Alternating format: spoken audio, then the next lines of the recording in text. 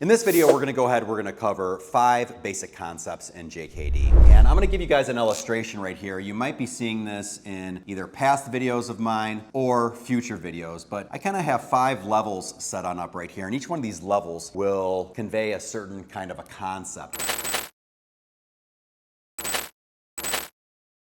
The first concept that we have right here is the concept of the interception. When we talk about the interception, we're just simply going ahead, we're intercepting the attack. That's all we're doing. This is not getting into a common range, we're just exchanging blows. I'm going ahead and I'm having this little radius around me, and when somebody comes in that radius, then that's when I'm attacking them. So I'm not running to them, okay? I'm not waiting till they get right to my face. As they come on into the area, I'm simply intercepting their attack. The 2 kinds of techniques that I really like to do right here is the concept of the eye jab and the concept of the groin kick. Those are the 2 kind of techniques that I like. So if I go ahead and I bring Mark out here real quick, the eye jab here is just a quick little flick to the face. It's a flick to the eyes, obviously. So when I do this, using it in the format of the interception, I'm not going to wait for him to get into range where he can actually hit me right here.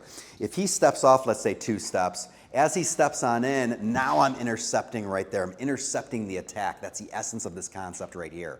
Just as I can do this with the eye jab, I can also do it with the groin kick as well. So as Mark is right here, comes in, then I'm simply intercepting with that groin kick. I can intercept with really any kind of move right there. I can intercept, let's say, a shin kick. I can intercept with a thigh kick. I can intercept with a punch. Whatever the tool may be, I like the eye jab and the groin kick really for a couple main reasons. First of all is that I don't care how big or strong somebody is. If you go ahead and you pop them in the eyes, you pop them in the groin, I'm going to get a result, and that's what I want right there. The second reason I like it too is because it doesn't take, millions upon millions of reps, This is not a heavy kind of technique or mechanic laden kind of a move right there.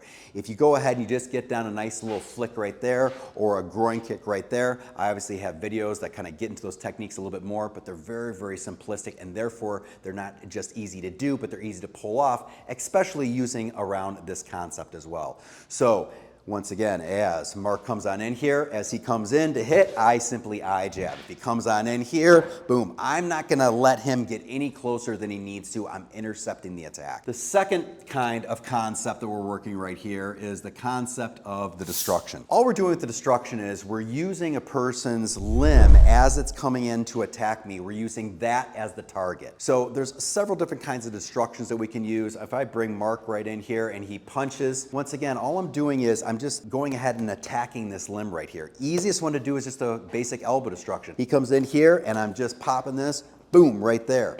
Okay, I'm putting this tip of my elbow, I'm having it bisect my face right here. So when the punch comes in, it's hitting the tip of my elbow.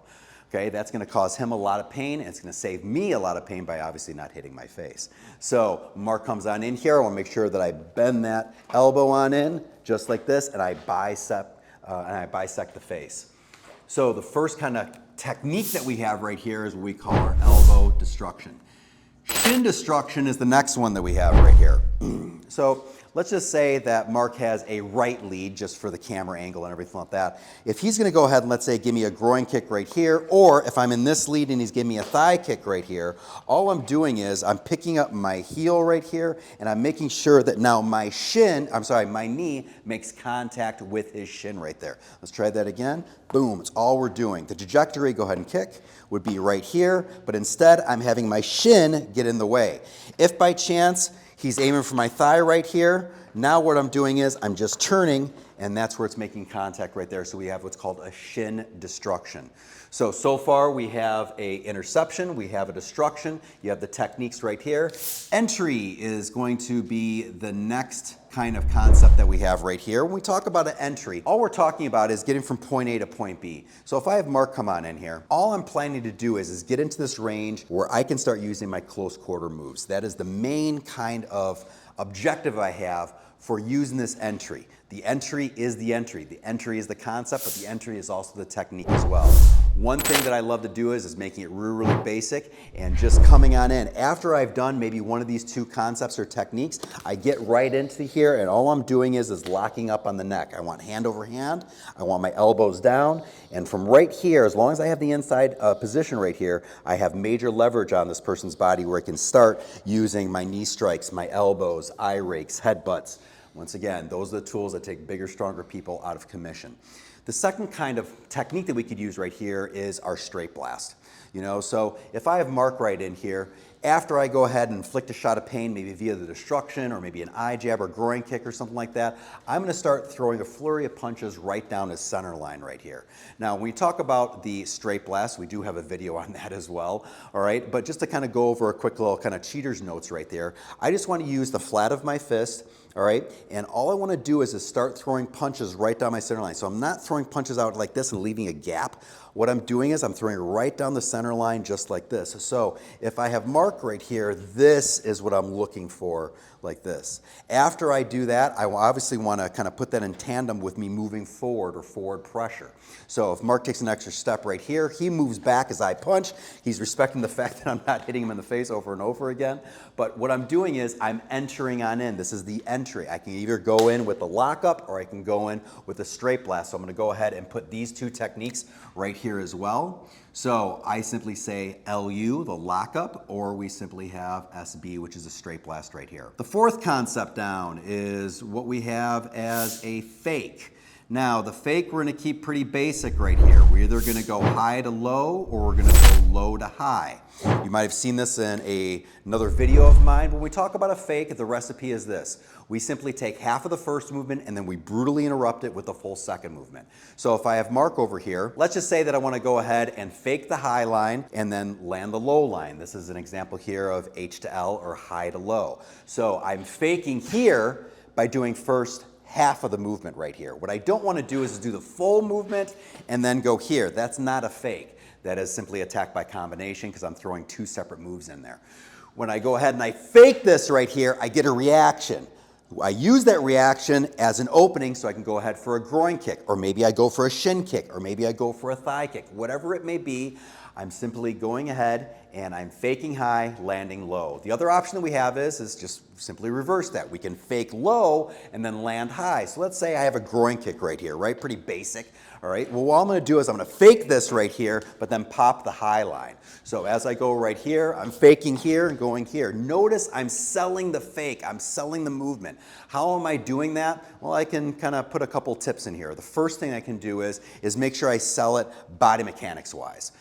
If my kick, let's say, is this, look at how my body leaned back for that kick. So what do I need to do when I sell that fake? I need to do the exact same thing right here.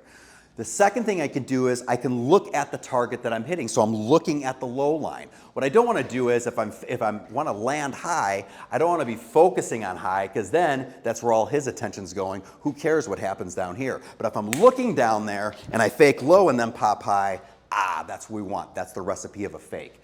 So we have the interception, destruction, entry, fake. Last one we're going to put right here is just a basic hit, HIT.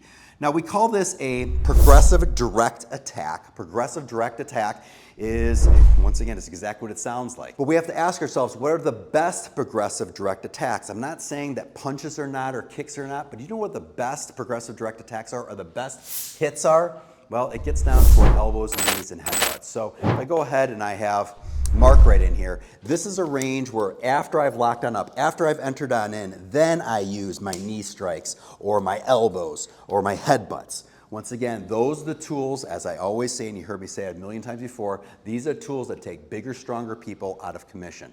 If I go ahead, Mark obviously being taller than me, bigger than me, better looking than me, okay, all right? This is not somebody I want to go ahead and I want to get in a fight with, okay, all right?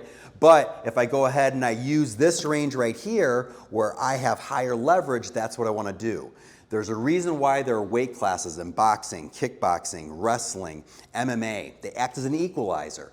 But this range right here, close quarters, this is why it's so beautiful. Even if I take, let's say, a smaller, quote-unquote, weaker student, let's say, who would be much smaller than Mark, let's say, if that person goes ahead and thrusts a knee right up in the groin or takes Mark's face and pulls it right to the top of their head or rakes their eyes, These are, once again, the tools that take bigger, stronger people out of commission. So let's go ahead and let's review this here real quick. We have our interception, and we used either the eye jab or the groin kick, destruction.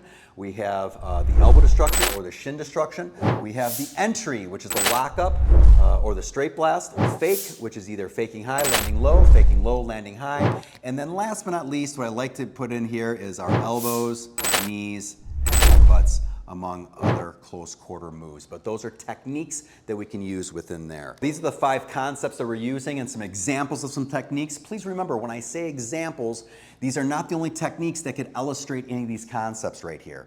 So what I want everybody to do is make sure that we work this within our training, within our sparring, and also within our scenario work, which is so important as far as that goes. If you guys want more information on these concepts, obviously make sure you like this, make sure you subscribe, but then also check the information out in the description as well. Thanks so much.